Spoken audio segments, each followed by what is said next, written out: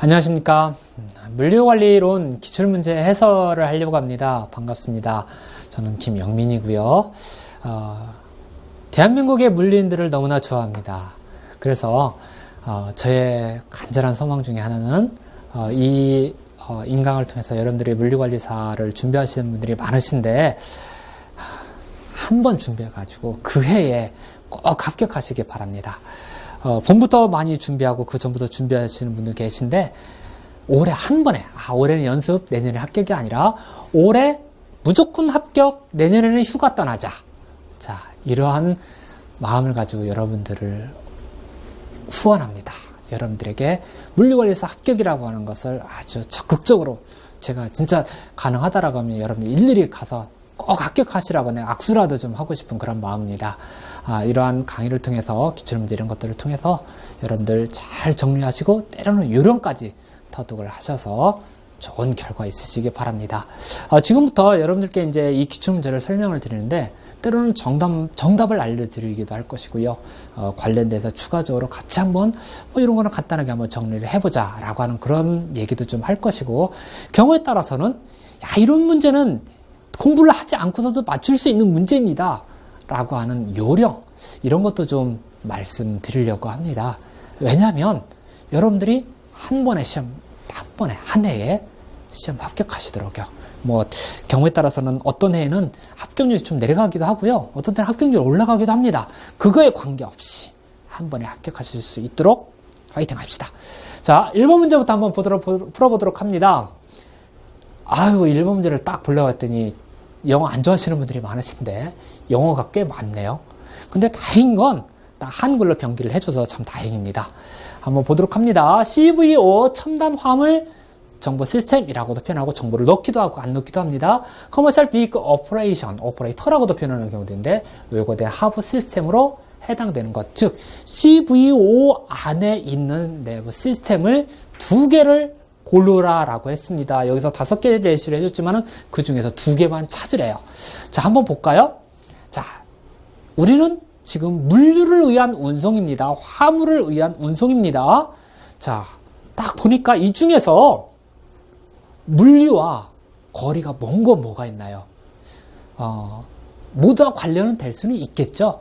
5가지 중에서 그래도 이건 물류하고 좀 관련되지 않고 거리가 좀 있고 이것은 여객하고 좀 관련이 많네. 아니면 이거는 화물하고 직접적으로 관련이 되는 거야 라고 한 2가지를 한번 분류를 해보십시오. 생각을 해보십시오. 뭐가 있나요? 첨단 교통 도로, 화물 차량. 요 2번째 거는 여객하고 관련됐나요? 사람하고 관련이 됐나요? 가능성이 좀 약하죠? 주로 물류하고만 관련됐습니다. 그러니까 니은이 정답일 확률이 무지 높아집니다. 니은 들어가는 게 3개로 나왔네요. 자, 첨단 교통. 자, 여기 첨단 교통이라고 하면은 화물도 들어갈 수 있지만은 우리 일반적인 대중교통 이런 것도 여기에 포함될 수 있어요. 화물이 아닌 화물도 포함될 수 사람뿐만 아니라 화물뿐만 아니라 사람도 포함할 수 있다라고 하는 겁니다. 자, 그런데 위에 것은 사람이 중심이 아니라 문제는 화물 중심이에요.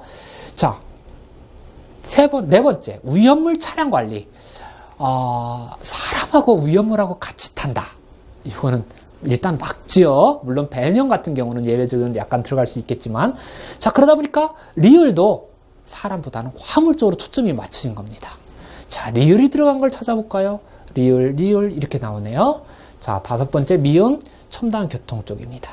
자, 결국은 그렇다고 하면 이 문제 같은 여러분들 공부한다라고 하면은 첨단 화물 시스템, 이거는 화물 차량 관리, 위험 차량 관리, 요게 키워드인데 요 화물 차량 이제 CVO는 자, 그것만 딱 보면은 니은하고 리을이라고 하는 것이 정답으로 확연히 드러나게 됩니다. 자, 제가 문제 푸는 요령도 한번 말씀드렸어요.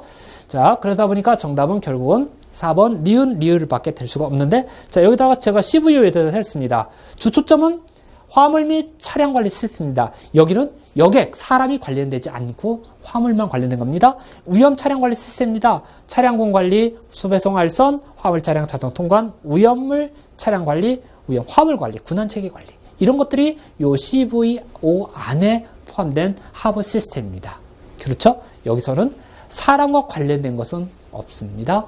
주 초점은 사람이 아닌, 여객이 아닌 화물과 관련된 것이기 때문에 화물 및 차량 관리, 그리고 오염물 차량 관리, 이 두 가지가 정답이 되겠습니다. 자, 2번 문제입니다. RFID와 관련된 경우입니다. 무선 주파수 인식 기술이라고 표현할 수 있죠. 자, 태그를 사용해야 됩니다. 이 RFID 좋은 점들이 많이 있죠. 인식 속도 빠릅니다. 한 번에 인식할 수 있습니다. 바코드처럼 반드시 접촉하지 않아도 됩니다. 데이터를 쓰고 저장도 가능하고 읽을 수도 있습니다. 눈이 와도 비가 와도 판독 가능합니다. 대신 조금 가격이 상대적으로 비싸다, 바코드에 비해서 비싸다라고 하는 것이 하나의 단점으로 지적되는 것이 바로 RFID입니다. 자, 태그 조금 더 고난이도의 시험 문제가 나왔었어요.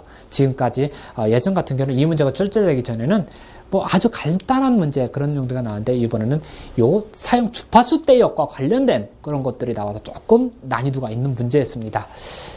특징으로 옳지 않은 거 찾아보겠습니다. 결국은 지금 딱 예시를 보니까 저주파냐 고주파냐 그 두 가지를 비교하는 겁니다. 저주파가 가격이 비싸냐, 저주파가 인식이 좋으냐, 저주파의 태그가 크냐, 민감하냐, 그렇지 않으냐 라고 하는 그런 문제들이 주예요. 용도면에서는 고주파보다 저주파 대역이 주로 근거리에 사용된다. 맞습니다. 저주파 대역에서 주로 근거리 것을 근거리용으로 많이 쓰고 고주파의 경우가 먼 거리 멀리 떨어져 있는 것을 많이 사용합니다. 괜찮습니다. 두 번째, 시스템 구축 면에서 저주파 대역보다는 고주파 대역이 저렴하다. 요거는 여러분 이제 혼돈을 할 수가 있는데요. 단지 태그 가격만 생각하게 되면 고주파 대역이 조금 저렴합니다. 저주파 대역이 태그 가격만 따지고 보면 조금 비쌉니다. 자, 그런데 이번 예시 같은 경우는 시스템 구축을 생각을 했습니다. 시스템 구축을 생각하게 되면 고주파 대역이 조금 더 비쌉니다. 저주파 대역이 저렴합니다. 그러니까 이게 잘못됐죠? 이따 다시 한번 제가 정리할게요. 인식 속도 면에서는 저주파 대역보다는 고주파 대역이 빠릅니다. 괜찮습니다. 빨리빨리 이 태그를 인식하는 속도가 빠르다는 얘기죠. 네 번째, 환경 영향 측면, 특히 장애물에 대해서는 저주파 대역보다 고주파 대역이 영향을 덜 받습니다. 민감하지 않다라고 하는, 좋다라는 얘기예요. 이것도 괜찮아요. 크기 면에서, 태그의 크기 면에서 저주파 대역보다는 고주파 대역의 태그를 소형으로 만들 수 있습니다. 그러니까 고주파를 사용하게 되면 태그의 크기가 작아질 수 있다는 얘기예요. 자, 다 잘 되어 있는데 요거 두 번째 예시만 두 개가 바뀌었습니다. 자, 그래서 제가 이 문제하고 요거 같이 넣으려고 하니까 이게 상대적으로 좀 적게 되는데 우리가 사용하고 있는, 여러분들이 이제 사용하고 있는 수험서 그 교재죠. 주 교재의 내용적인 측면을 보게 되면은 여기 이제 물리정보 쪽에서 RFID에 나오니까 약 10장 정도 있을 겁니다. 거기서 RFID 그 내용에 보면은 요 자료가 그대로 있어요. 자, 여기서도 보게 되면은 이제 제일 이제 문제와 관련해서 2번, 저주파가 비교적 고가이고 중간주파가 저주파보다 좀 저렴하고 이쪽으로 가면 더 훨씬 더 저가입니다. 쌉니다. 태그 가격 좀 그렇습니다. 그렇지만 시스템 도입을 하게 되면 고주파 대역이 좀 더 많이 들어갑니다. 그래서 이러한 우리 이제 교재에 나와 있는 내용하고 이 내용이 서로 틀리네? 라고 할 수가 있는데, 제가 말씀드리는 것처럼 이쪽은 시스템 도입 비용을 얘기한 것이기 때문에 2번이 정답이 되겠습니다. 자, 그래서 여기 인식 속도도 보면은 고주파가 조금 더 빠르고 환경 영향도 좀 더 민감하고 태그 크기도 소형인 거, 이것이 바로 고주파 태그 쪽입니다. 주파수 대역별 특징을 얘기하고 있어요. 자, 이렇게 참고를 하시고요. 그 다음에 이제 세 번째로 가도록 하겠습니다. 괄호 안에 들어갈 용어로서 바르게 나열된 것은 딱 보니까 MRP, DRP, MRP2, BPR 이런 것들이 나왔네요. 자, 사실 여기서 뭐가, 어떤 단어, 이니셜, 영문, 약자로 썼을 때, 야, 뭐가 중요하고 뭐는 중요하지 않다라고 얘기하기는 참 어려운, 딱 예시만을 보고서는, 예시만을 보고 이건 정답이다, 아니다, 라고 판단하기는 조금 어려운 그런 내용들입니다. 자, 한번 보도록 하겠습니다. 생산, 판매, 구매, 인사, 재무, 물류 등 기업 전반을 통합하는 경영관리 시스템이다. 여기 기업 전반을 관리한다라고 나왔네요. 그러면 여기 이 중에서 기억에 들어갈 MRP, 자재 소유계획, ERP 전사적 자원관리. 자, 예, 여기는 ERP 아니면 MRP네요. 자, 그러면 여기서 얘기하고 있는 것이 MRP라고 하는 자재 소유 계획하고 관련이 됐나요? 아니면은 ERP인 전사적 자원 관리, 즉 MRP냐 ERP냐 뭐에 가까운가요? 예, 저는 아무래도 MRP라고 하는 것보다는 ERP라고 하는 쪽에 훨씬 더 가까운 것 같습니다. 기업 업무 전반을 관리하는 경영관리 시스템이라고 하네요. 자, 저는 ERP 쪽으로 일단 정답을 골라보겠습니다. 두 번째, 띠리리는 고객과 가장 가까운 곳에서 수요 데이터를 얻고, 야, 그렇다라고 하게 되면은 이게 MRP, 여기는 이제 자재관리 쪽인데 조금 거리가 먼 것 같아요. 수요를 예측하여 이를 생산 계획에 빠르게 반영하여 제품 출고 이후 소매점 또는 도매 지르는 유통망상의 재고를 줄이는데 근본적인 목적이 있다. 네, 그러네요. MRP에 BPR 이런 거하고는 좀 거리가 머네요. 바로 이것은 니은 두 번째, 이거는 DRP를 이야기하고 있습니다. 유통 자원계획, Distribution Resource Planning이라고 하는 DRP를 이야기하고 있어요.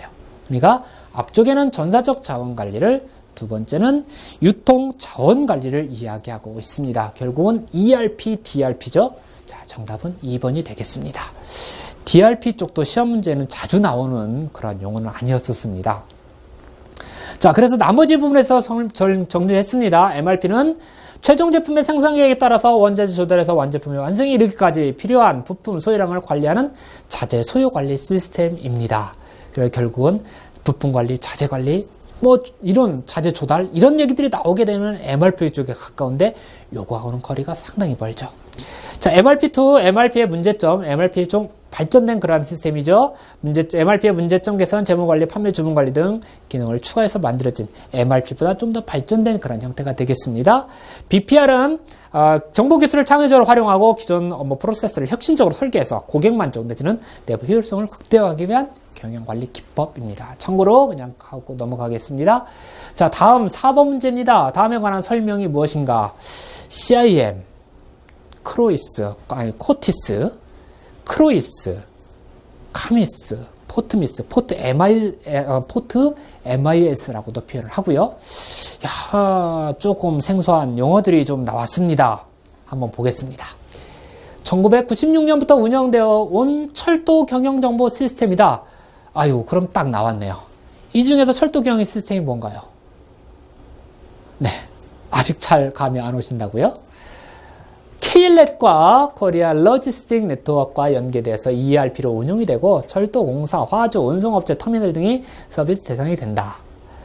차량, 열차 운용 시스템, 화물 운송 시스템, 고객 지원 시스템, 운송정보 시스템 등이 하부 시스템으로 구성이 된다라고 했습니다. 자, 그러면은 여기서는 다른 예시는 하나도 몰라도 철도 운영 정보 시스템 딱 요게 바로 물어보는 문제인데요. 그게 뭐냐라고 하는 것입니다.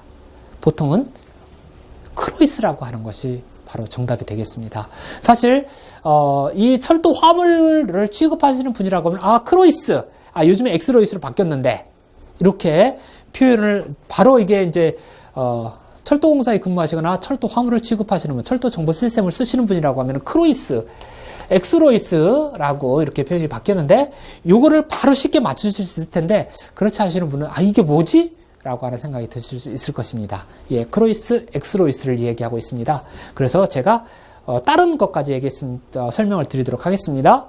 자, 먼저 포트미스는 항만 정보 시스템입니다. 포트 MIS, 포트 매니지먼트 인포메이션 시스템입니다. 항만 운영 정보 시스템입니다. 그래서 선박의 입출항과 관련된 정보들이 여기 다 들어가요. 그 다음에 카미스입니다. 카본 매니지먼트 인테그레이션 시스템입니다. 탄소 경영 통합 관리 시스템입니다. 철도 운영하고는 전혀 틀리죠. 그 다음에 코티스라고 하는 겁니다. 이것은 사실 우리 화물하고는 좀 별로 관련이 되지 않은 철도 승차권 예약하고 발매하기 위한 전선 시스템입니다. CIM, 요즘 사용하는 용어보다는 예전에 이 용어를 많이 사용했었죠. 컴퓨터 통합 생산 시스템입니다. 자, 그렇기 때문에 여기서 나머지는 다 아니고 크로이스 내지는 엑스로이스 라고 하는 거, 요게 바로 철도 운영 정보 시스템이 되겠습니다. X R자가 하나 빠졌네요. 예, R자를 하나, X로이스, R자를 하나 쓰겠습니다. X로이스. 그 다음 문제를 한번 가보겠습니다. 물류정보 시스템의 특징으로서 옳지 않은 것은 물류정보가 됐든 정보 시스템이 됐든 정보의 양, 절대량이 많고 단순하다. 처리하는 정보가 단순하다라네요. 그럼 정보 시스템 굳이 쓸 필요 없을 텐데. 성수기, 평상시 정보 차량이 큽니다. 그러니까 물량이 많을 때와 물량이 적을 때 편차가 큽니다. 정보의 발생원, 처리 장소, 전달 대상이 넓게 분산되어 있습니다. 때로는 해외까지 갈 수가 있습니다. 왜냐하면 지금은 기업 활동이 국제화되어 있기 때문에 해외에 있는 기업하고도 정보를 공유할 필요가 있습니다. 기업 내 생산, 영업 등 다른 부문과의 관련성이 큽니다. 맞습니다. 그렇죠? 근데 1번만 잘못된대요. 정보의 절대량이 많고 단순하다가 아니라 물류 정보는 복잡합니다. 1번만 잘못되었어요. 자, 6번 문제. A기업은, 아이고, 이거 계산 문제네요. 저는 계산 문제를 별로 안 잡니다. 그래서 저는 보통 얘기를 할 때 이렇게 합니다. 이 문제를 딱 보고 내가 2분 안에, 빼고, 2분 안에 이 문제를 풀어가지고 내가 정답 맞출 수 있다. 라고 하면은 기꺼이 도전하라고 합니다. 2분 투자인데 정답 맞출 확률이 떨어졌다. 내가 자신 없다. 그러면 더 이상 고민하지도 말고 저는 5초 내에 정답 찍고 나오라고 합니다. 왜? 2분 투자해가지고 틀릴 것 같으면은 왜 시작합니까? 오히려 다른 문제를 푸는데 시간을 더 투입을 하셔야 되죠. 자, 그래서 문제를 보시고 여러분들이 결정을 하시면 됩니다. 그런데 다행히도 이 문제는 그동안 출제 경향하고 유사한 시험 문제, 자주 나왔던 문제였습니다. 한번 풀어보겠습니다. 저도 숫자는 별로 안 좋아해가지고요. 제가 만약에 물류관련 시험을 본다, 이런 문제를 풀 거예요. 이거보다 더 꺼놨다. 그러면 그냥 찍고 말지. 다른 문제 한 문제 더 맞추고 말지. 이렇게 할 건데, 자, 이 문제 한번 풀어보겠습니다. 어렵지 않습니다. 제가 이론 강의를 할 때 설명을 드렸던 그런 문제입니다. 매출액이 1,000억이고요. 물류비가 140억이고요. 경상이익이 20%입니다. 다행히도 단단히가 딱 떨어졌습니다. 물류비가 14%네요. 자, 이럴 때 이 기업이 10% 물류비를 추가적으로 절감을 했대요. 그러니까 여기서 10%를 절감을 했으니까 추가적으로 14억이라고 하는 물류비 절감을 한 겁니다. 이때 경상이익과 동일한 효과를 얻기 위해서 필요한 추가 매출액은 얼마인가? 이렇게 질문을 했는데 지금까지는 이렇게 물어보지를 않고요. 어떤 형태로 물어봤냐면, 자, 물류비 경상이익 이렇다. 그런데 이 기업이 물류비를 추가적으로 10%를 절감을 했을 때 절감된 물류비는 얼마만큼의 매출액 증가 효과가 있느냐라고 하는, 그렇게 물어봤습니다. 이 질문이 좀 어렵죠? 그 질문하고 지금 똑같은 거예요. 여기서처럼 10%를 지금 현재 140억인데 추가적으로 10% 14억을 절감을 했습니다. 이게 이익으로 전환이 되겠지요. 그런데 이익으로 전환된 이게 얼마만큼의 매출액 증가 효과가 있느냐라고 하는 그것을 물어보는 문제하고 똑같습니다. 자, 이럴 때는 기본적으로 공식을 이렇게 하라고 했습니다. 쟤는 매출액 대 물류비 그리고 X 대 아니죠. 다시 자, 이거 수정하겠습니다. 매출액 대 경상이익 X 대 물류비 감소액입니다. 이게 공식입니다. 매출액 나왔죠? 경상이익. 매출액 대 경상이익은 X 대 물류비 감소액입니다. 물어보는 것은 요겁니다. 결국은 매출액 얼마예요? 1,000억이에요. 경상이익은요? 20억이에요. X는 몰라요. 물류비 절감액, 물류비 절감액 감소액, 절감이라고 표현해두고 감소라고 표현해도 되겠습니다. 그러면 여기서는 140억 중에서 10%를 절감한 14억입니다. 그러면은 이거는 어떻게 풀면 되나요? 이렇게 되겠죠? 제가 또 뭔가를 잘못 썼네요. 예, 여기가 빠져야 되겠네요. 저도 이 숫자적인 감각이 없어서 늘 고민이 많은데 여기도 틀렸네요. 죄송합니다. 정리를 하겠습니다. 물리비 1000억, 경상이익 20은 X 대 14억입니다. 결국은 20X는 1400억이 될 것이고, 그럼 X는 얼마인가요? 700억이 되겠죠. 자, 맞는지 틀리는지 다시 한번 확인해 보겠습니다. 매출액 대 경상이익은 X 대 물리비 감소액, 물리비 절감액인데, 매출액 1000억에 경상이익 20억, X는 모르고요. 추가적으로 물리비가 감소한 14억입니다. 그래서 20X는 1400억입니다. 그래서 X는 700억이 되는 겁니다. 결국은 이게 정답이 되는 건데, 그러니까 결국은 정답은 이거죠. 700억이 되는 겁니다. 이거를 어떻게 해석을 해야 되느냐라고 하게 되면, 요 기업이 물류비를 줄이기 위해서 조금 노력을 해가지고 물류비를 14억을 줄였더니, 요거 14억은 요걸로 환산이 되겠죠. 플러스에 34억이 되겠죠. 근데 그 효과는 매출액을 700억을 가져오는 효과가 있더라고 하는 것입니다. 이것은 무엇을 의미하느냐면, 똑같은 이익을 가져오기 위해서 매출액을 더 높일래? 아니면 물류비를 줄일래? 라고 하는 겁니다. 더 구체적으로 얘기하면, 똑같은 이익을 가져오기 위해서 매출액을 많이 올릴래? 아니면 물류비를 조금 감소할래? 그 효과는 똑같다라고 하는 겁니다. 그래서 물리비 감소의 중요성을 이야기하고 있는 겁니다. 제가 일단 요 문제에 대한 문제 푸는 공식 요거 하나는 제가 말씀드립니다. 요거는 여러분들 꼭 기억하시기 바랍니다. 자주 시험 문제에 나왔었습니다. 문제를 바꿔서 내는 경우들이 많았었죠. 그래서 요 공식에 의해서 요 700억이라고 하는 요 숫자를 만들어내는 거, 찾아내는 거, 요것은 잘 기억하시기 바랍니다. 제가 700억 말씀드렸습니다. 자, 요거를 제가 다른 형태로 해서 한번 또 설명을 드리려고 합니다. 저는 한 문제에다가 요 단순히 700억이라고 하는 것을 계산하는 것 외에다가 좀 더 많은 것을 여러분들에게 알려드리려고 합니다. 똑같은 거예요. 물리비 감소 전 매출액 1000억, 물리비 140억, 여기죠? 매출액 20억이었습니다. 그래서 물리비를 추가적으로 10%를 절감을 했더니 요 14억이 추가적으로 물리비가 줄었습니다. 그렇기 때문에 요게 원래 물리비를 10% 줄이기 전 20억과 물리비를 감소해가지고 얻은 14억, 이게 수익이 된 겁니다. 요 34억이 됐어요. 그런데 여기서 물어보는 문제는 뭐였냐면은 요 30억을 얻기 위해서 매출액 얼마를 가져와야 되냐는 겁니다. 요걸 물어봤던 겁니다. 다시 얘기하면은 제가 반복적으로 말씀을 드리는데요. 경상이익 34억을 가져오는 방법이 두 가지가 있습니다. 첫 번째 방법은 물리비를 10%만 줄이면 됩니다.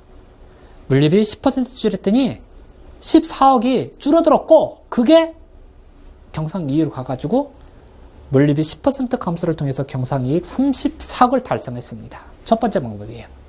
또 다른 방법은 물리비는 안 줄이고 매출액을 높여서 34억을 가져오는 방법입니다. 어느 쪽이 더 쉬운가요? 네. 우리는 그렇게 얘기하죠. 1000억에서 1700억으로 가는 것보단 물리비 10% 줄여가지고 34억 만드는 게 훨씬 더 편하다라고 얘기를 합니다. 제가 요 표 하나를 통해서 지금까지 나왔던 물리비 계산과 관련된 문제를 요 표 하나로 설명을 드립니다. 보통 요것과 요거의 비율을 물어보기도 합니다. 여기 같은 경우는 단순히 요 700억이라고 하는 것만 물어봤는데요. 요거의 비율을 물어보기도 합니다. 요거에서 여기에 얼마만큼 늘어났느냐라고 하는 것을 물어보기도 합니다. 여기에 얼마인지를 물어보기도 합니다. 자, 여러 다양한 형태로 물어볼 수가 있기 때문에 제가 그래서 요 표를 추가적으로 설명드린 거예요. 굳이 아까 계산해가지고잖아. 요 700억 요거 하나만 정답으로 딱 말씀드리는 것이 아니라 요 표, 그러니까 여기 나와 있는 숫자들이 있습니다. 요 숫자들을 여러분들이 빈칸으로 잘 채워넣는 연습을 하신다라고 하게 되면 요 물리비와 물리비 계산하는 문제가 나오게 되면 어떤 문제가 나오고 어떤 형태로 물어본다 할지라도 여러분들은 정답을 다 맞출 수 있습니다. 단순히 요 정답만 맞추는 것 뿐만 아니라 요 박스 안에 들어가는 숫자까지 잘 넣는 그런 연습을 같이 하셨으면 좋겠습니다. 상당히 폭넓게 문제를 풀어보는 형태가 됩니다. 자, 다음 문제로 갑니다. 다음 문제는 물류의 영역과 범위와 영역에 대해서 물어보는 문제입니다. 설명으로 옳지 않은 것은. 자, 보통 물류의 영역은 조달물류, 생산물류, 사내물류, 판매물류, 그리고요. 영물류. 영물류는 반품, 회수, 폐기 이렇게 세 가지로 구성이 됐었습니다.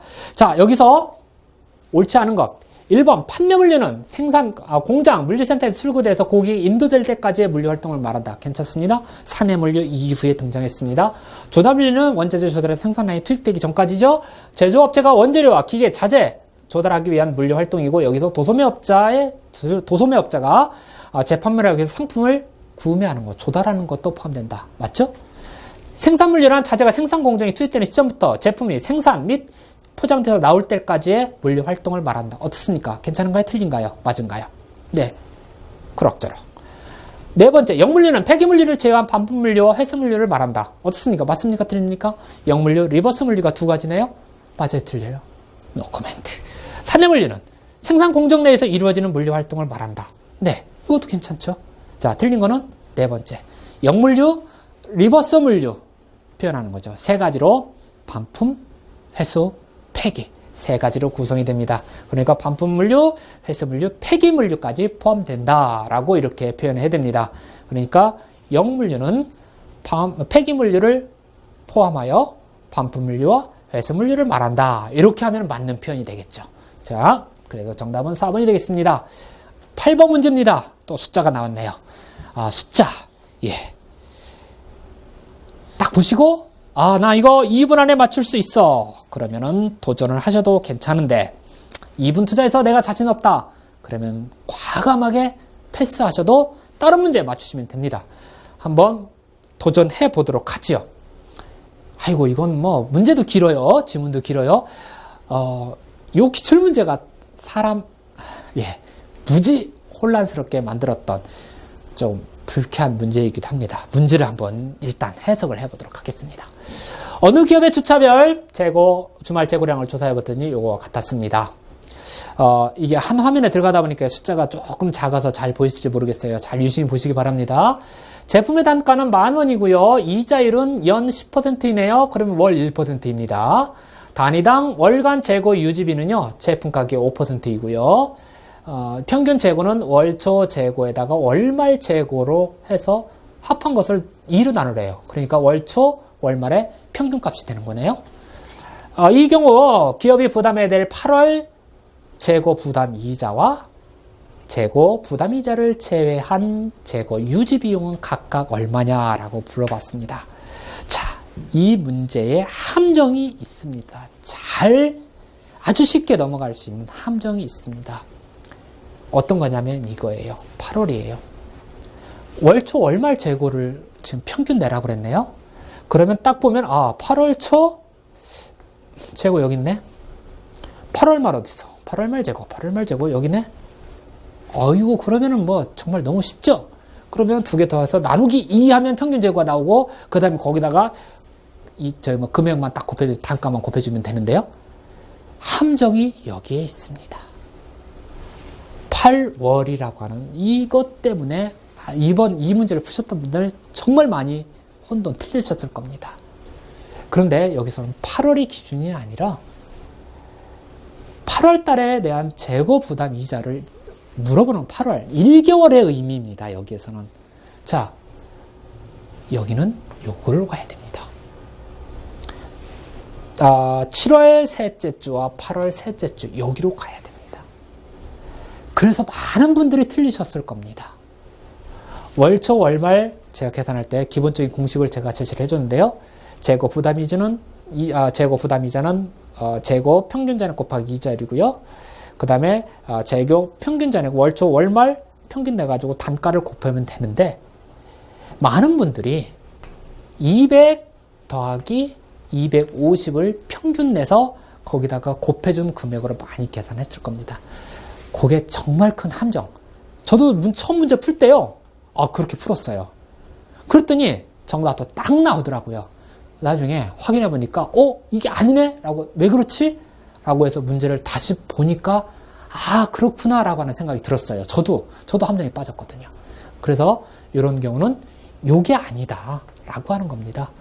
숫자를 7월 3월 첫째 주를 제시했기 때문에 7월 3주와 8월 3월 이게 8월 셋째 주 월초 월말 재고 이렇게 계산을 하셔야만 합니다. 자, 그러면 여기서 요 금액을 계산하기 위해서 월초는 얼마예요? 330 더하기 220 나누기 2에다가 단가가 얼마냐면은 10,000원입니다. 그러면 얼마가 나오네요? 2750 네, 분필도 부러졌네요. 2750에 000 이렇게 나올 겁니다. 여러분들 이제 계산기나 이런 거 간단하게 풀어봐도 이렇게 나올 겁니다. 2,750000이 나오는데 요걸로 끝나는 것이 아니라 재고 평균 잔액이 그 금액이에요. 2750,000 곱하기 이자율을 곱해 줘야 되는데 이 문제에서 이자율을 여기 12%로 제시해 주었죠. 그런데 여기서 물어보는 것은 뭐냐 하면 1년간 재고 부담 이자를 물어보는 것이 아니라 8월 한 달에 재고 이자가 얼마냐라고 물어봤어요. 참 함정을 많이 꽈놨죠. 결국은 기본적으로 2,750,000에 12%를 곱해주면 0.12를 곱해주면 요게 연간 재고 부담 이자가 생기는 것이고 이게 8월달 한 달 만에 이자를 물어봤다라고 하게 되면은 12%니까 월 1%죠. 그걸 계산해 줘야 되는 거예요. 그러니까 여기다가 1%를 곱해 주거나 아니면은 2,750, 곱하기 12%를 곱해 주고 다시 그거를 12로 나누거나 그렇게 해야 된다라고 하는 거죠. 자, 그렇게 되면은 여기서는 당연히 이렇게 곱해 주면은 27,500이 나옵니다. 결국은 요게 나와요. 27,500. 요 1%를 곱해주는 거죠. 그러니까 12%를 곱해 주었다가 12로 나누든지 아니면 처음부터 1%만 곱해주면 이렇게 나오는 겁니다. 27,500이 돼요. 자, 그 다음에 한 가지를 더 물어보는 게 있습니다. 뭘 물어보냐면 이번에는 재고 부담 이자를 제외하고 재고 유지 비용이 얼마냐라고 하는 겁니다. 그런데 재고 유지 비용을 계산할 때 제품 가격의 5%라고 했습니다. 그럼 여기서 월초 월말 재고 금액을 평균 내가지고 단가를 곱했더니 금액이 얼마 나왔었죠? 이거였었죠. 27,500. 그러니까 2,750,000 곱하기 5%를 해라라고 하는 겁니다. 그렇게 이렇게 되면은 계산해 보시면은 137,500이 나올 겁니다. 그래서 요 정답은 요 두 가지가 정답이 되는 겁니다. 여기 이거죠. 자, 그런데 여러분들이요, 제가 아까 말씀드렸던 것처럼 많은 분들이 틀리셨을 월초 재고를 200, 월말 재고를 250으로 계산해 보게 되면 1번이 정답이 나와요. 딱 계산해 보니까 너무 쉽게 정답이 정확하게 딱 떨어지더라고요. 야, 쉬운 문제구나 라고 했는데 나중에 보니까는 요 함정이 있었어요. 그래서 저도 굳이 함정에 빠졌는데 글쎄요, 향후에는 이런 문제는 안 나오기를 저는 좀 기대를 하겠습니다. 어쨌거나 이런 함정이 있는 문제였다라고 하는 것을 잘 보시고 대신 여러분들이 다음에도 함정이 있다 없다 이것을 떠나서 요것처럼 정확하게 계산하는 방식만 잘 기억해 주시면 좋겠습니다. 지금처럼 이렇게 재고 부담 이자 이런 문제도 최근 들어서 좀 나왔었고요. 여기서는 이제 재고 쪽이었지만 시설 부담 이자 계산하는 문제도 나왔었기 때문에 이것도 그렇게 여러분들 공부하시면 그렇게 많이 복잡하지는 않습니다. 그래서 공부를 하셔서 문제를 잘 푸셨으면 좋겠습니다. 자, 이제 설명 마치고요. 일단 칠판을 지우고 다음 문제로 넘어가겠습니다. 물류관리 원칙과 관련된 내용인데 옳게 짝지어진 것입니다. 보통 물류관리 원칙이다 라고 하면 3S1L과 7R의 원칙입니다. 그런데 여기는 그게 안 나오고 다른 얘기 나왔어요. 하나씩 찾아보도록 하겠습니다. 기억. 필요한 수량만큼 필요한 시기에 공급하여 고객 만족도를 향상시키고 재고 비용을 최소화하는 거다. 야, 여기서 최소, 비용을 줄인다, 적시성의 균일성의 경제성인가? 문제 한 가지는 잘 생각해봤는데, 여기 어느 쪽을 생각해보면 적시성이 정답이 된 것 같기도 하고, 재고비를 최소화한다라고 하게 되면 어떤 경제성이 맞는 것 같기도 해요. 자, 균형성은 좀 아니죠? 적시성 아니면 경제성인데, 요게, 나머지 예시가 4개는 아직도 3개가 또 있기 때문에 한번 정하고 갈 수가 없을 것 같아요. 확실하지가 않아서. 최소 자원으로 최대 물자 공급을 통해서 물류 관리 비용을 최소화하는 것이다. 그러면 경제성입니까? 집중 지원입니까? 적시성입니까? 여기서는 확실하게 나오죠. 뭐냐라고 하는 물류 관리 비용을 최소화시킨다라는 경제성을 생각하는 겁니다. 자, 니은이 경제성인데, 자, 집중 지원 절대 될 수 없습니다. 적시성도 안 맞죠? 그러니까 여기는 2번은 경제성이라고 하는 것이 정답이 될 수밖에 없습니다. 세 번째요. 생산, 유통, 소비 분야에서 물자가 요구되는 상황에 따라 물량, 장소, 시기 등의 우선순위를 친절하게 집중하여 제공하는 원칙이다 라고 하는 아주 핵심적인 단어를, 문제의 정답이 될 수 있는 핵심 단어를 제공해줬네요. 뭔가요? 집중입니다. 그러면은 디귿이 집중이 들어간 것은 요겁니다. 그럼 이제 정답이 서서히 하나로 압축이 됐네요. 지금부터 이제 확인해야 되겠죠. 자, 네 번째. 생산, 유통, 소비에 필요한 물자의 수요와 공급 및 조달과 분배에 또 친절하게 조화를 유지하는 원칙이다라고 했습니다. 조화. 뭔가요? 이 두 가지는 될 수가 없죠? 균형성이네요. 그러니까 결국은 정답은 1번이 될 수밖에 없습니다. 요 첫 번째 이 기억이 적시성 내지는 경제성도 될 수가 있었는데 딱 니은 디귿 리을을 풀어보니까 이거는 당연히 적시성으로 정답이 나올 수밖에 없습니다. 자, 정답은 그래서 1번이 되겠죠. 자, 그 다음에 이제 세목별 물류비 분류하는 항목입니다. 요거는 이제 간이 방식의, 재무 방식의 간이 방식이 아니라 관리회계 방식의 일반 기준에 의한 물류비 분류 체계인데, 제노경이 딱 나왔네요. 저는 그래도 보통 세목별 물류비 하면 제노경이 딱 이렇게 저는 그렇게 보통 표현하는데, 재료비, 농업비, 경비, 이자에서 제노경이 나온 것이 세목별 물류비였습니다. 예, 당연히 나오네요. 유통가공비입니다. 유통가공비는 세목별 물류비에 포함되지 않습니다. 그렇다고 하면 유통가공비가 물류비 분류체계에 포함되는 곳이 어디인가요? 어떤 건가요? 네, 기능별 쪽이었죠. 자, 그래서 제가 이렇게 정리를 하겠습니다. 영역별, 지금 이 문제는 세목별 물류비로서 제노경이 요걸 물어보는 문제였고, 자, 영역별은 조달물류, 사내물류, 판매물류, 리버스물류. 리버스는 반품에서 폐기 이렇게 구분을 하고요. 기능별은 운송비, 보관비, 그 다음에 포장비, 하역비, 물류정보관리비 이렇게 구분합니다. 대신 유통가공비, 여기서 얘기하고 있는 유통가공비는 하역비 안에 포함시켜야 됩니다. 그러니까 질문을 어떻게 하느냐에 따라서 이 유통가공비가 밖으로 나올 수도 있고 이 하역비 안에 포함될 수도 있습니다. 그건 유심히 잘 보셔야 됩니다. 지급 형태별은 자가물류비, 위탁물류비, 위탁물류는 2PL, 3PL 두 가지로 구분하고요. 자, 조업비는 고정물류비와 변동물류비 이렇게 물류비가 분류를 이렇게 한다. 그래서 제가 이 표는 반드시 기억하셔야 된다라고 많이 강조를 했었습니다. 자, 그 다음에 물류의 정의로 옳지 않은 거, 틀린 거 찾아보도록 하겠습니다. 물적 유통의 약자로서 물류, 피지컬 디스트리뷰션의 약자로서 재화의 흐름을 말한다. 나쁘지 않습니다. 옳지 않은 거예요. 생산에서 소비 단계로 물적 흐름으로서 조달 물류를 제외한 물류 활동이다. 자, 물류의 영역 한번 생각해 봅시다. 물류의 영역이 어디서부터 했죠? 조달, 생산, 사내, 판매, 영물류 이렇게 갔었죠. 리버스 물류 갔는데 거기에 조달 물류가 포함됐었어요. 물류 분리책에서 조달 물류가 포함되어 있었어요.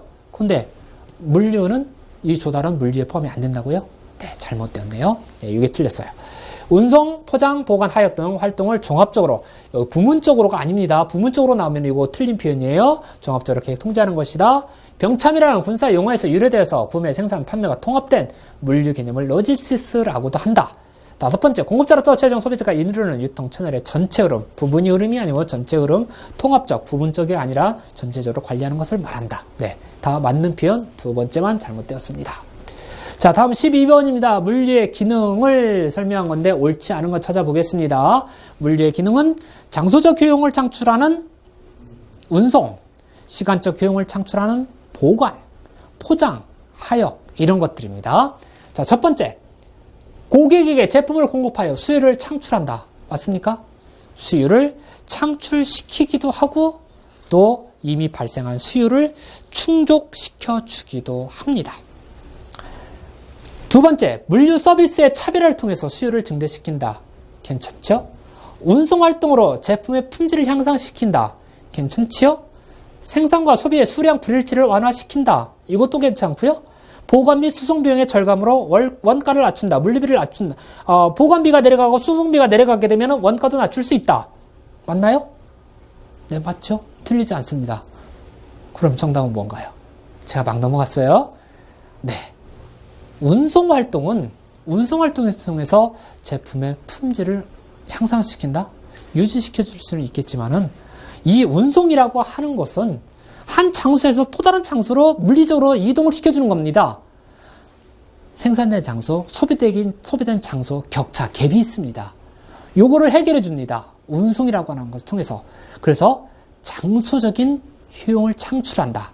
거리 조정한다 라고 표현을 하죠. 자, 그렇기 때문에 요거는 3번이 정답이 되겠습니다. 자, 그 다음에 13번 문제입니다. 물류 관련 용어 다 영문 약자로 써놨네요. 옳은 거, 틀린 게 4개고 맞는 게 딱 하나일 거예요. 예. 옳은 거 찾아보겠습니다. 식스시그마, 여러분들 공부 많이 하셨죠? 기업 간 상호 장점을 결합시킨 전략적 비즈니스를 의미하며 표현은 좋은데 식스시그마는 정량적이고 고도의 통계고 불량이 발생한 바로 그것이 아니라 원인까지 제거를 해서 품질을 개선하는 방법인데 그런 키워드들이 식스시그마에서 나와야 되는데 여기는 하나도 안 나왔네요. 아무래도 이거 잘못된 것 같아요. 두 번째, BPR을 물어보네요. 대량 생산의 장점인 대량 생산, 그거하고도 좀 틀려요. 저렴한 가격과 차별화 장점을 합친 기법이다? 역시 BPR이 아니네요. 세 번째, 벤치마킹. 경쟁 기업이나 업계 선두 기업 혹은 타 기업 성공 사례를 기초로 하여 자사의 혁신을 추구하는. 요건 맞죠. 우리 벤치마킹 한다는 얘기 많이 하잖아요. 다행히도 요거는 한눈에 딱 들어왔습니다. 요게 정답이긴 한데요. 매스 커스터마이제이션. 정보 기술을 창의적으로 활용하고 기존의 업무 프로세스를 혁신적으로 설계하여 고객 만족, 내부 효용성을 가져오는데 이게 매스 커스터마이제이션이라고 하네요. 이거 뭔가가 잘못됐죠? 그러니까 요거하고 요게 두 가지가 바뀌었네요. 그러면 요거하고 바뀌었을까요? 고도의 통계 기법을 활용하여 업무 처리 프로세스를 종합적으로 계획하여 제품의 불량률을 혁신적으로 개선하는 기법이다. 그러네요. 요거하고 또 바뀌었지요. 그러니까 1번은 식스시그마가 아니라 컴피티션이고 2번은 BPL이 아니라 매스 커스터마이제이션이라고 하는 거죠. 자, 이렇게 바뀌었습니다. 그러니까 3번만 정답이 되겠습니다. 자, 다음 문제로 가볼까요? 포스네요. 판매 시점 정보 관리와 관련된 문제입니다.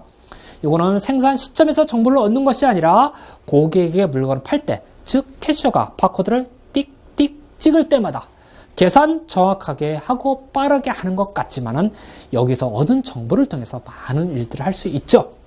도입 효과가 아닌 것. 계산원 생산성 향상되겠죠. 왜? 요 바코드 못 찍고 또 합계도 자동으로 해주는데 생산성 좋아지겠죠? 입력 오류 방지, 입력할 게 없어요. 다 찍기만 하면 되는 거니까. 점포 사무 작업 간소화되겠죠? 가격표 부착 작업 감소되겠죠? 생산 정보 파악이 용이한가요? 요거는 포인트 오브 세일즈 판매 시점 정보 관리라고 하는 겁니다. 그러면 생산 정보를 파악하나요? 아니죠. 판매 정보를 파악하는데 용이합니다. 포스 찍을 때마다 어떤 제품이 얼마만큼 팔렸다. 오늘 A라고 하는 제품이 얼마만큼 팔렸고 재고가 지금 언제 얼마 있다. 라고 하는 이 정보를 얻을 수 있습니다. 물론 그 정보를 활용해서 포스 정보를 통해서 생산량을 조정할 수는 있겠지만 포스를 통해서 생산 정보를 파악하는 것은 파악용, 생산 정보 파악용이 이렇게 표현하면 틀렸죠. 오히려 판매 정보 파악용이라고 표현을 해야 됩니다. 15번. 카테고리 킬러네요. 이 카테고리 킬러의 특징은 뭔가요? 다양한 상품 판매하나요? 아니죠. 전문품 중심입니다. 가격은요? 비싼가요? 싼가요? 네, 싸죠. 그 특징입니다. 회전율 좋고요. 자, 그렇다고 하면 그게 카테고리 킬러인데 1번 보도록 하겠습니다. 옳은 거 찾겠습니다. 통상 제조업자나 백화점이 소유한 오프프라이스 스토어가 대부분이며 팩토리 아울렛이라고도 한다. 이거 뭐예요? 유통업체 중에서 이게 뭘까요? 1번이 얘기하는 것은 보통 아울렛 매장을 이렇게 얘기를 하죠. 1번은 아울렛 매장을 얘기하고 있습니다. 두 번째, 한정된, 그러니까 제품의 종류가 무지 많다가 아니라 깊이가 깊다는 얘기죠. 한정된 제품 계열에서 깊이 있는 상품 구색으로 전문점과 유사하지만 비싸게 파는 것이 아니라 저가계로 판매하는 소매점으로 대량 판매, 다점포와 셀프 서비스 방식을 채택하고 있다. 어떻습니까? 이게 카테고리 킬러인가요? 네, 그럴 가능성이 높습니다. 세 번째, 이제 나머지 틀린 거 한번 찾아보려고 제가 정답을 말씀 안 드리고 와요. 주로 교통이 편리한 도심에 위치하여 화려하고 거대한 점포를 가지고 있다. 그럼 딱 무슨 느낌이 드나요? 화려하고 거대한 점포다. 백화점이지요. 각종 상품을 부문별로 구성하여 관리하고 주로 판매품을 취급하고 있습니다. 예, 백화점입니다. 네 번째, 우리나라에는 주로 주택가 주변에서 다점포와 전략, 우리 집 주변에서 가장 많이 볼 수 있는 유통업체 뭐가 있어요? 예, 슈퍼마켓이요? 또 하나요? 네, 그렇죠. 편의점입니다. 시간, 장소, 상품 구색 등의 편의를 제공한다. 예, 슈퍼마켓도 많지만은, 자, 시간이라든지 장소, 상품 구색, 요 편에는 오히려 CVS, 편의점이 훨씬 더 좋습니다. 네 번째는 편의점이죠. 다섯 번째, 회원제로 한대요. 카테고리 킬러는 회원제가 아니죠. 회원제 하면은 MWC 회원제 도매클럽이죠. 회원들에게만 구매할 수 있는 자격을 주고 거대한 창고형 점포에서 할인된 가격으로 물품을 판매합니다. 대형 마트보다 제품 가격이 더 싸다라고 평가를 하고 있죠. MWC 회원제 도매클럽을 창고형 회원제 도매클럽을 말합니다. 그러니까 여기서는 그럼 뭔가요? 예, 그렇죠.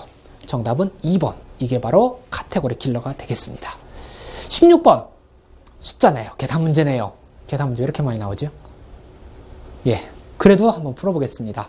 아마 기출문제를 정리하셨던 분들이라고 하게 되면은, 좀 익숙하네, 라고 하는 생각이 들 겁니다. 한번 보도록 합니다. ABC 제품을 취급합니다. ABC 3개의 상품을, 지금까지 나왔던 것은 3개 상품까지 잘 안 나왔었는데, 3개 상품을, ABC 상품을 의뢰하는데요. 요 업체에 지불한 6월 달에 물류비가 항목별로 이렇게 나온대요. 그때 C까지는 안 물어보고 A, B 제품별 물비가 각 얼마냐라고 하는 겁니다.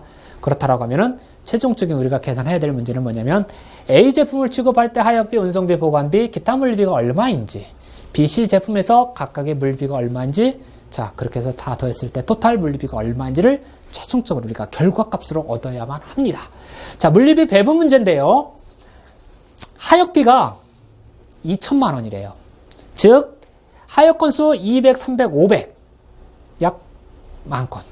자, 여기에서 요만큼을 처리를 했는데 하역비가 2천만 원이에요. 그렇게 되면은 요 2천만 원을 요 3개를 처리를 했을 때 요때의 합계가 2천이 돼야 됩니다. 결국은 그럼 어떻게 해야 됩니까? 이 2천만 원을 A, B, C로 배분을 해줘야 하는 문제입니다. 기준이 하역 건수였죠. 자, 두 번째 운송비입니다. 톤도 아니고요, 키로도 아니고 톤하고 키로를 곱하래요. 그러면 요것과 요거를 곱한 금액, 곱한 값으로 해서 총 운송비가 5천이었기 때문에 이 5천을 이 ABC 제품에게 배분을 해줘야 됩니다. 보관비 마찬가지입니다. 1,500인데요. 이렇게 배분을 하래요. 근데 배분 기준은 뭐냐면은 부피입니다. 자, 이렇게 되면 토탈 5천인데 5천이라고 하는 것을 5천 입방미터를 했을 때 각각 A는 얼마고 B는 얼마고 C는 얼마냐라고 하는 것을 물어보는 문제입니다. 자, 그 다음에 기타 물류비는요. 배분 기준이 입출고 횟수입니다. 자, 1,500만 원인데요. A, B, C 요거를 어떻게 배분을 할 것이냐 라고 하는 겁니다. 결국 A, B, C를 합쳤을 때 1,500만 원이 나와야 된다라고 하는 겁니다. 사실 어렵지는 않은 문제입니다. 기출문제에서도 유사한 문제가 많이 나왔었고요. 자, 요거 하나만 조금은 다르게 나왔죠. 둘 중에 하나만 했어야 되는데 여기는 곱해서 계산해야 되는 문제입니다. 한번 이제 전체적인 계산 문제는 제가 말씀을 드리겠지만은 여기 표에서 한번 생각해 볼까요? 자, 하역비가 2천만 원인데요. A는 얼마고 B는 얼마고 C는 얼마인지 각 제품별로 하역비만 한번 계산해 봅시다. 방법은 동일하니까요. 자, 그러면 요게 하역 건수를 다 합쳤더니 하나, 둘, 셋, 네 개에 이렇게 되네요. 금액은 2천만 원이에요. 그랬더니 비율을 따지고 보니까 여기가 50%이고요. 여기가 30%이고요. 여기가 20%가 됐습니다. 결국은 뭐냐? 전체 물류비가, 즉 그 중에서 하역비가 전체가 2천만 원이 나왔는데 그 중에서 50% 얼마요? 1,000만 원. B 제품은요, 이 중에서 30만 원. 그럼 얼마예요? 얼마인가요? 네, 여기가 400만 원이고, 그렇죠. 20%가 여기가 600만 원이죠. 이렇게 되는 겁니다. 그러면은 A라고 하는 제품을 하역하기 위해서 전체 2천만 원 중에서 20%인 400만 원이 A 제품의 하역비고요. B는 30%니까 2천만 원 중에서 30%인 600만 원이 B 제품의 하역비고요.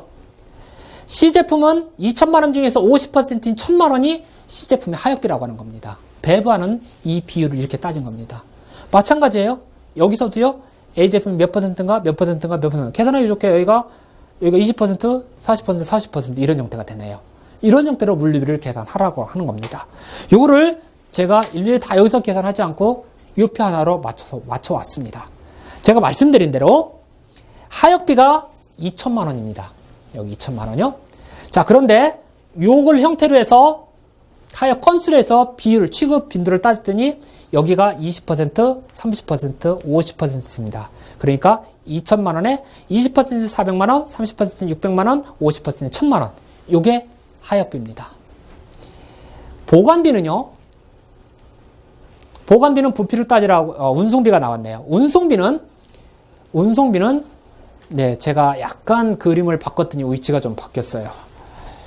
운송비는 뭐라고 했느냐면은 톤키로를 하라고 했었죠. 이 두 개를 급한 금액이었습니다. 그래서 이 운송비는 그것을 곱했더니 A 제품이 35%, B 제품이 30%, C 제품이 35%였습니다. 그렇기 때문에 운송비 총 5천만 원. 총 5천만 원의 30%인 1,750, C도 1,750, B는 30% 1,500 이렇게 나온 거고요. 보관비는 부피 기준이었습니다. 부피를 기준했더니 A 제품이 40%, B 제품이 40%, C 제품이 20%였습니다. 1,500만 원, 여기 1,500만이죠. 1,500만 원 중에서 40%는 600만 원, 40%는 600만 원, 20%는 300만 원이 A, B, C 제품으로 간 겁니다. 기타 물류비는 기준이 입출고 횟수입니다. 입출고 횟수, 기타 물류비 총 1,500만 원, 여기 1,500만 원, 1,500만 원 중에서 A 제품이 20%, B 제품이 30%, C 제품이 50%였습니다. 그래서 1,500만 원에 20%는 300만 원, 30%는 450, 50%는 750만 원이 A, B, C 이렇게 각각이 나온 겁니다. 이렇게만 계산하면 되는 겁니다. 요게 물류비를 배부하는 문제입니다. 사실 계산은 합계내가지고 각 제품별 비율이 몇 %인지 계산하고 전체 금액 중에서 그 비율로 곱해주면은 비중이 나오는 거죠. 이렇게 계산하는 방법은 어렵진 않은데 시간이 조금 걸립니다.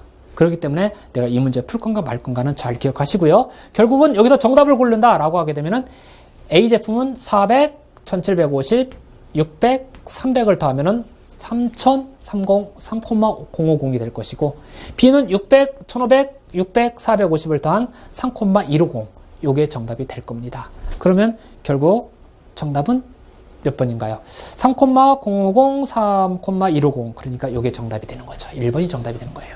자, 요 방법은 제가 그래도 일부러 이 숫자를 다 여기다 판서를 하기가 좀 시간적으로라든지 이런 부분 때문에 저도 숫자에 감각이 많이 떨려져가지고 계산하면서도 아까 제가 요것도 갑자기 순간적으로 헷갈렸는데 그래서 틀리지 않고 정확하게 여러분들의 말씀드릴 이렇게 제가 이제 별도로 자료를 준비해 왔습니다. 그러니까 혹시 헷갈리시는 분 같은 경우는 이 영상을 다시 앞쪽으로 조금 되돌리셔가지고 요 과정들을 보시게 되면은 이와 관련된 문제에 쉽게 맞추실 수 있어요. 요 배부 기준만 정확하게 여러분들이 판단하시면 됩니다. 어렵지 않습니다. 자, 그런데 이런 문제들이 자주 나오는데 결국은 문제는 뭐냐면은 시간 문제입니다.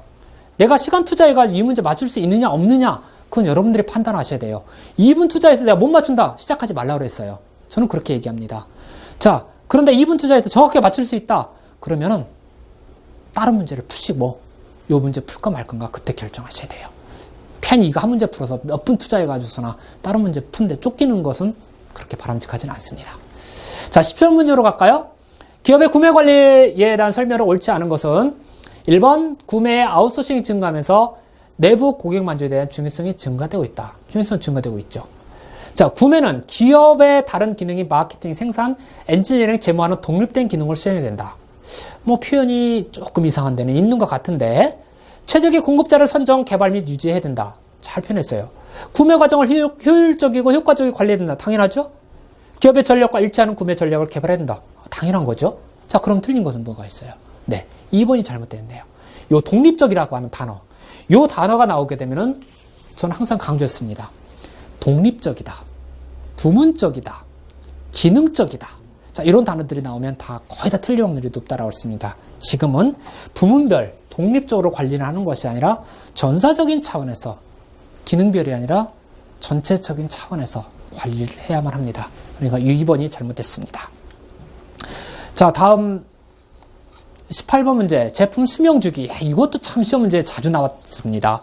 줄기차게 나와요. 제품 수명주기 일단 기본적으로 네, 도입기, 성장기, 성숙기, 쇠퇴기라고 하는 기본적인 4단계를 거치게 됩니다. 이렇게 가죠.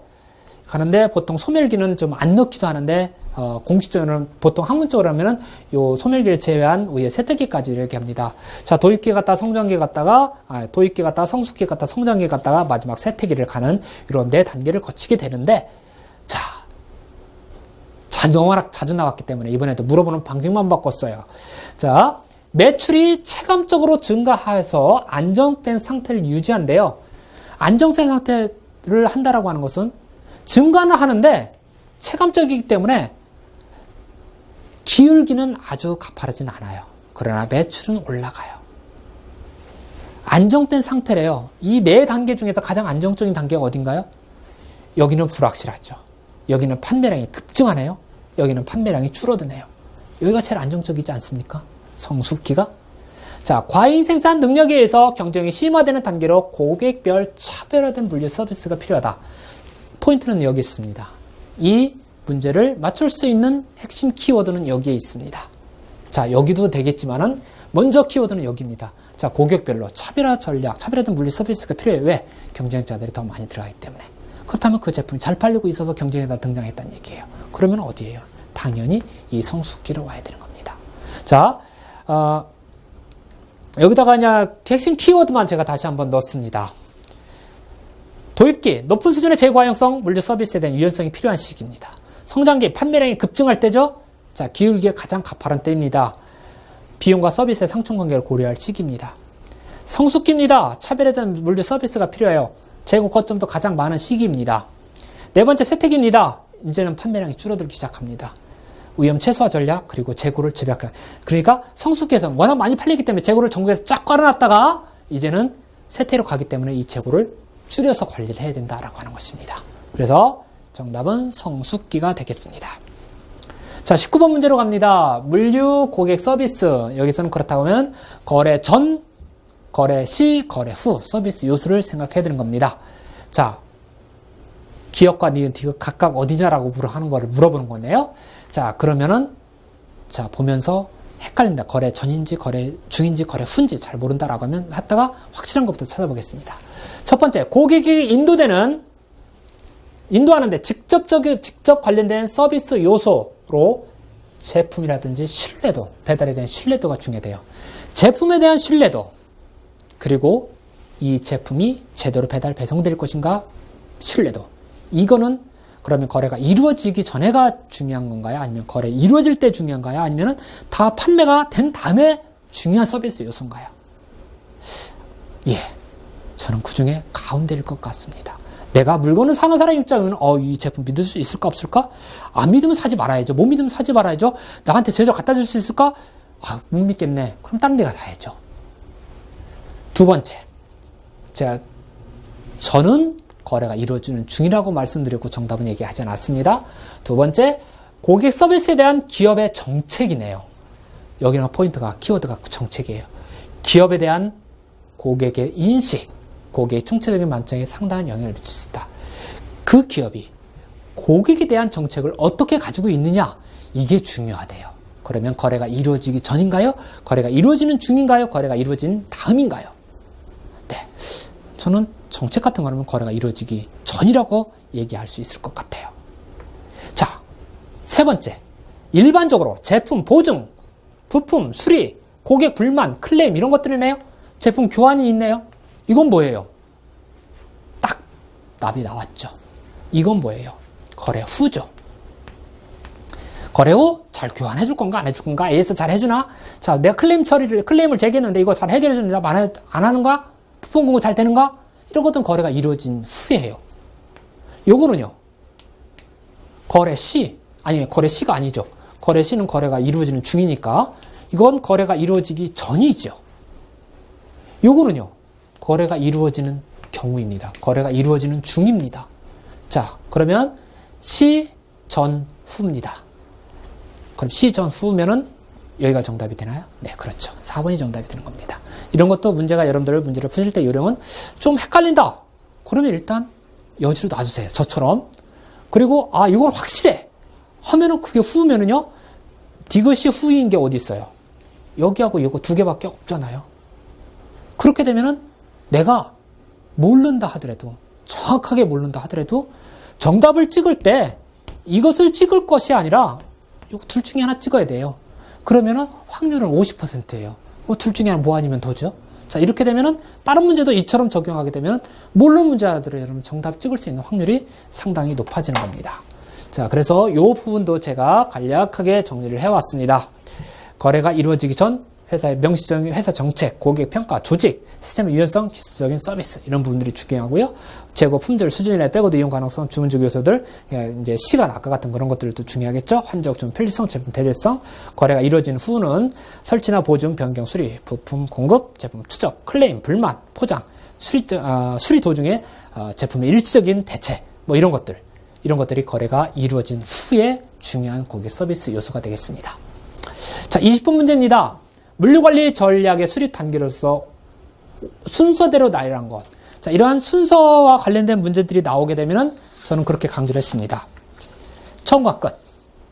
순서가, 우리 이제 물류관리론 중에서 순서와 관련된 문제들이 많죠. 자, 순서와 관련된 문제들이 딱 나올 때는 처음과 끝을 정확하게 기억하시라 했습니다. 처음은 뭐고 마지막은 무엇인지. 그럼 여기서 4개 중에서 처음이 무엇이고 마지막이 무엇인지를 찾아봐야겠죠.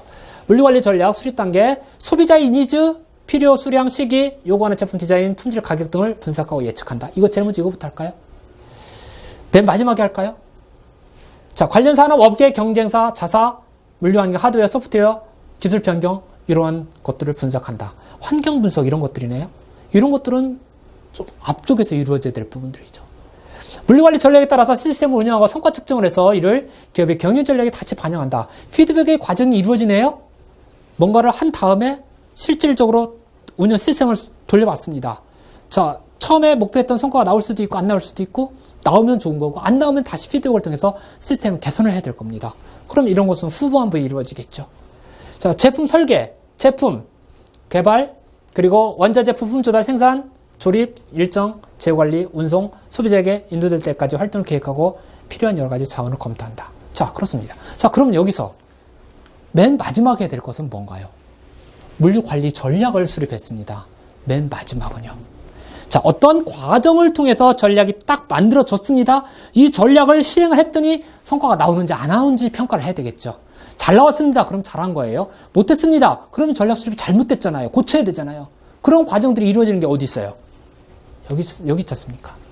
시스템을 운영을 해보고 성과 측정을 해서 이를 기업의 경영 전략에 다시 반영하는 겁니다. 그러니까 디귿이 맨 마지막이라고 하는 거예요. 1, 2, 3번으로 압축이 되네요.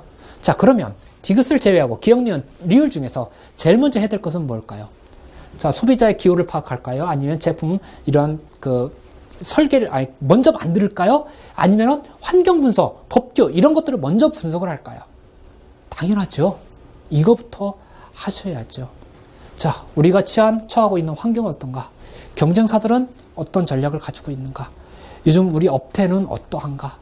자, 기술적인 측면, 아니면 법규 중 어떤 제한 요소들이 있는가?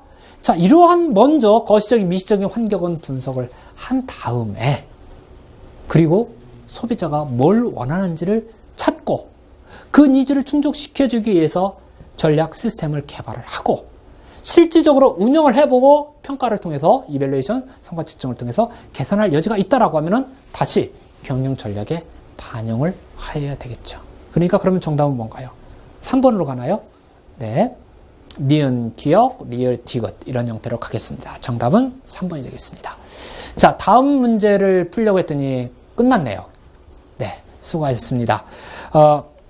물류관리사 이제 전반부 1강을 많이 풀어드렸는데 계산 과정이 들어가서 시간이 많이 소요됐습니다. 제가 처음에 예상했던 시간보다도 많이 소요가 됐는데 네, 저의 간절한 마음은 여러분들이 말씀드렸죠. 한 번 준비해서 무조건 합격이다 라고 하는 목표를 꼭 달성하실 수 있도록 가끔은 제가 좀 혼란스럽게 정답도 일부러 말씀드리지도 않고 조금 반복적으로 그런 유학까지도 하고 그렇겠습니다. 제 간절한 소망은 여러분들 100% 합격입니다. 꼭 그렇게 도전하시기 바라고 꼭 성취하시기 바랍니다. 자, 여기까지 해서 기출문제 첫 번째 시간 모든 설명 마치도록 하겠습니다. 수고하셨습니다.